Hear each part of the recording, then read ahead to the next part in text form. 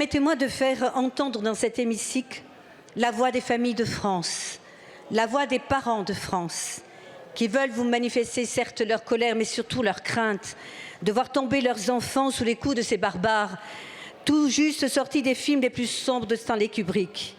Oui, ces assassins multirécidivistes qui terrorisaient ce quartier avaient choisi leur victime, plus jeune, plus vulnérable.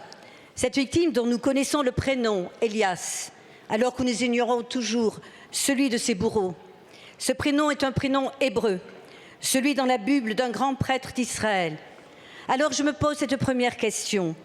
Ces assassins en voulaient-ils seulement à son portable ou à sa vie? Le coup fatal a été porté et le portable abandonné. Madame Belloubet, alors garde des Sceaux, avait fait voter une réforme du Code de la justice émetteur en 2019. Elle nous promettait plus de clarté, plus de réactivité, plus d'efficacité, avec une innovation formidable, la césure pénale qui retarde le prononcé de la peine, mais surtout qui privilégie les mesures d'assistance éducative au détriment de la détention. 5 ans après, quel échec lamentable. N'est-il pas temps, au contraire, de nous réarmer juridiquement, en commençant par appliquer par exemple la loi Ciotti, votée en 2011, qui avait prévu l'encadrement de type militaire des mineurs délinquants dans des établissements spécialisés. Madame Taubira s'est contentée de les fermer. Cette loi existe, il suffit de l'appliquer.